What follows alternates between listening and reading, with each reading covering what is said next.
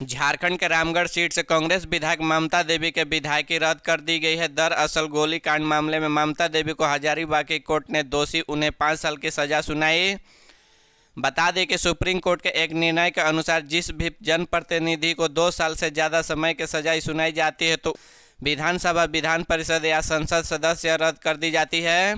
Hazaribagh court द्वारा सजा सुनाने जाने के बाद ममता देवी विधानसभा सदस्य रद्द कर दी गई है। इस बाबत झारखंड विधानसभा सचिवालय ने अधिसूचना जारी कर दी है। बता दें कि 13 दिसंबर को हजारीबाग की कोर्ट ने रामगढ़ के कांग्रेस विधायक ममता देवी को गोलीकांड के दोषी करार देते हुए 5 साल की सजा सुनाई थी। बता दें कि मौजूद समय में भी ममता देवी जेल में बंद है। 29 दिसंबर 2022 को हेमंत सरकार अपने कार्यालय का 3 साल पूरा कर रही है। इन 3 साल में हर क्षेत्र में फोकस किया गया, पर अधिकतर फोकस युवा, किसान, महिला और बच्चियों का विकास पर रहा है। राज्य के मुख्यमंत्री सुखाड़ राहत योजना करीब 2022 के तहत पहले चरण में 10 लाख किसानों का बैंक खाते में 3500 रुपये ट्रांसफर किए जाएंगे। वहीं राज्य के 30 लाख किसानों का इनका लाभ देने का योजना है। झारखंड में अच्छी बारिश नहीं होने से सूखे का स्थिति उत्पन्न, इससे निपटने के लिए मुख्यमंत्री सुखाड़ राहत योजना की शुरुआत करके राज्य के किसानों को राहत देने की कोशिश की। कृषि विभाग द्वारा सुखाड़ का आकलन प्रतिवेदन अनुसार राज्य में पश्चिमी सिंहभूम और सिमडेगा जिला को छोड़कर 22 जिलों में 226 प्रखंड सूखे के चपेट में है। इन जिलों के 226 प्रखंड के 30 लाख किसानों को राहत देने के लिए मुआवजे की घोषणा की गई। सरकार के 3 साल होने के उपलक्ष्य के पहले चरण में राज्य के भूमिहीन तथा सूखा प्रभावित 10 लाख किसानों के डेबिट के माध्यम से उनके बैंक खाते में 3500 रुपये ट्रांसफर किए जाएंगे। झारखंड सरकार स्वास्थ्य सुविधाओं के लाभ जन तक पहुंचाने के उद्देश्य से करोड़ों रुपए खर्च करती है। इसके बावजूद चिकित्सकों के कमी के कारण आमजनों को बेहतर सुविधाओं का समुचित लाभ नहीं मिल पा रहा है। 7 प्रखंड वाले लोहरदगा जिले के महज 5 प्रखंड में ही सामुदायिक स्वास्थ्य केंद्र संचालित है। बेसरार प्रखंड तथा कैरो प्रखंड अभी भी सामुदायिक स्वास्थ्य केंद्र की सुविधा से वंचित है। ऐसी परिस्थिति में इन दोनों प्रखंड के बड़ी आबादी आज भी अपने मरीजों के इलाज के लिए काफ़ी मकसद करने का विषय है। चिकित्सकों के कमी का सीधा लाभ झोला छाप डॉक्टर उठाते हैं। इलाज के नाम पर मोटी रकम की वसूली की जाती है। पैसा कमाने के लालच में कई क्रोनिकल मरीजों का इलाज शुरू कर देते हैं।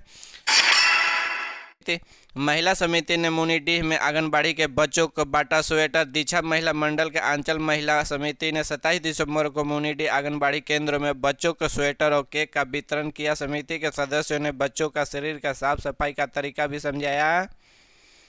मौके पर आंचल महिला समिति का अध्यक्ष भारती महापात्रा, मणिमाला मोदी, बबीता वरमाला, सबीना यास्मीन, पूनम झा, सविता राउत ने आंगनबाड़ी को सेविका की उपस्थित थी। गुमला थाना क्षेत्र के सिपारा चौक के उग्रवादी संगठन PLFI के पूर्व एरिया कमांडर मिठू गोप अपराधियों ने गोली मारकर घायल कर दिया। पूर्व एरिया कमांडर को सदर अस्पताल में भर्ती कराया गया। इस मामले की जानकारी मिलने के बाद पुलिस जांच में जुटी हुई है। हालांकि गोली किसने मारी है अब तक पुष्टि नहीं हो। सोमवार देर रात की है। घटना के संबंध में लोगों ने बताया कि मिठू गोप संतोष पंडित की दुकान में बाहर बैठा हुआ था। इसी दौरान एक अज्ञात हथियारबंद अपराधी मौके पर पहुंचा और गोली चला दी। संयोगवश गोली मिस फरार हो गई। इसके बाद अपराधी फौरन अपनी कमर दूसरा लोडेड सिंगल शॉट पिस्टल निकालकर सीधा उसके सिर को टारगेट बनाकर फायर कर दिया। गोली उसके हाथ में जा लगी। गोली की आवाज़ सुनकर लोग जमा हो गए। तब तक अपराधी भाग निकला।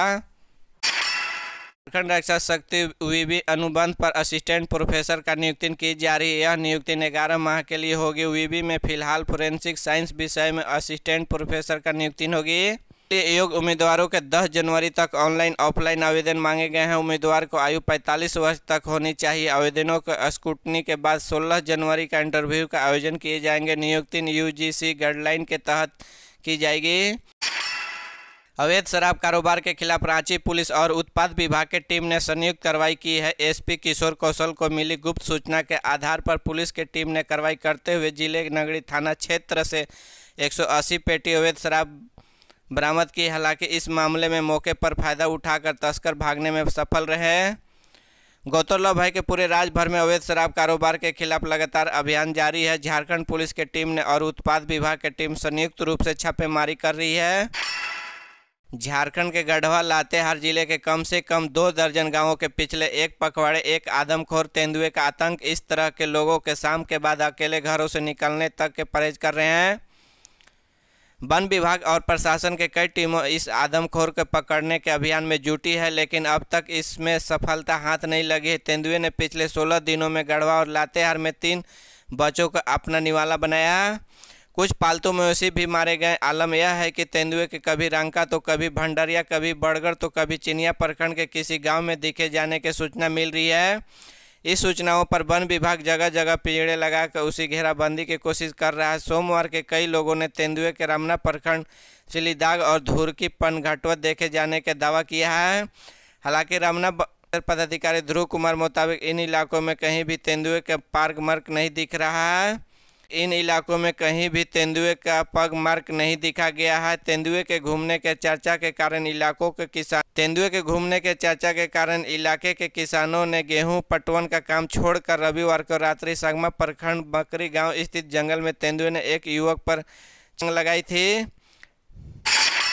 झारखंड के 15 लाख हरा राशन कार्डधारियों का पिछले 5 माह से अनाज नहीं मिल पा रहा है। राष्ट्रीय खाद्य सुरक्षा अधिनियम के वंचित गरीबों के लाभ पहुंचाने के लिए राज्य सरकार की ओर से झारखंड राज्य खाद्य सुरक्षा अधिनियम योजना चलाई जा रही है। इस योजना के तहत राज्य की ओर से अनुदानित दर पर 1 रुपये प्रति किलोग्राम की दर से 5 किलोग्राम चावल प्रति माह उपलब्ध कराना है, परंतु पिछले 5 माह से इस योजना के लाभों को राशन नहीं मिल पा रहा है। खाद्य आपूर्ति विभाग के अधिकारियों का कहना है कि राशि देने के बावजूद एफसीआई ने अनाज नहीं मिल पा रहा है। इसकी वजह से अनाज वितरण में विलम्ब हो रहा है। अगस्त माह से ही इस योजना के सभी लाभों के बीच अनाज वितरण नहीं हो पाया है।